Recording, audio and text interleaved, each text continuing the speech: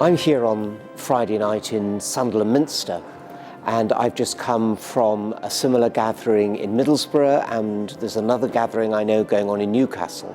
So right across the northeast tonight, and indeed I think quite a lot of places around the country, people are coming together for a sleepout in order to learn more about homelessness. Both about the homelessness that we see on the street with rough sleepers, but also the homelessness that is hidden.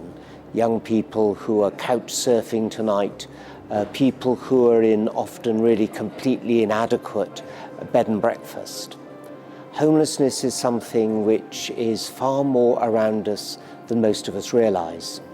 And we've got a lot of people here, and indeed all over the country, and an event sponsored by the Church Urban Fund and here by DePaul UK, learning, as I say, about homelessness as we get ready for Christmas, which of course is really the story of the coming into the world of a homeless God.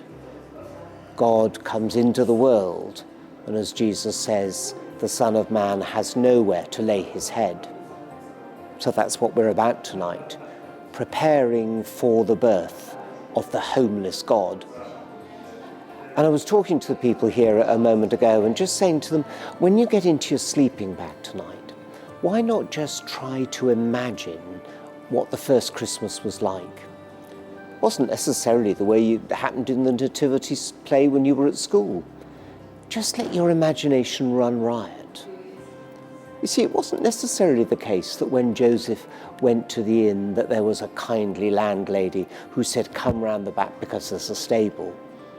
She may have been really quite rude and standoffish to him and told him to get lost. And of course we don't know that when they eventually did get to the stable or the cave or whatever it was, that there was somebody there to help Mary give birth.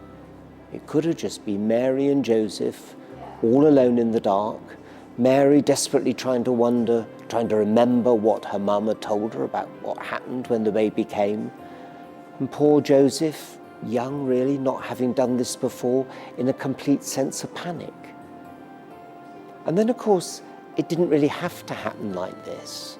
If the Romans hadn't been there looking after what we now call the Holy Land, if they hadn't decided to have a census, the whole story could have been very different, and Mary could have been at home in the nursery where Joseph had got everything ready for the new baby, and where Mary's mum had bought up half of Nazareth's mother care, and there were lots of clean sheets and clean nappies and everything else.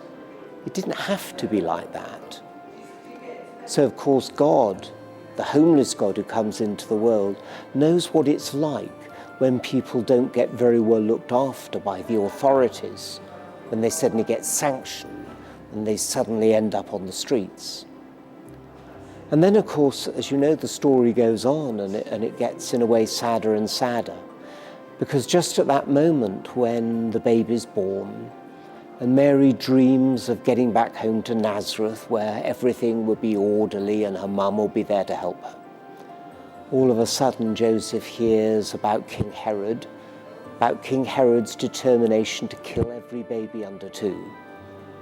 And Mary and Joseph and the very young baby Jesus, instead of going home where everything was going to be nice and sorted out, they have to set off to Egypt, travelling perhaps by night so that nobody sees them. Mary desperate to keep the young baby quiet during the day so people don't see where they're hiding. And so we see right from the very beginning that the Son of God has nowhere to lay his head. You might like to try that sometime over the next few days. Just let your imagination run riot and just imagine what was really going on in that very, very first Christmas day. The journey to Bethlehem, the birth in the stable, and then the flight into Egypt. And it seems to me that that's a good story for us here in Sunderland Minster to be thinking about tonight as we try and think about the homeless. Because as I said at the very beginning of my talk tonight, I don't think God particularly cares about the homeless, but God cares passionately about each individual who's homeless tonight.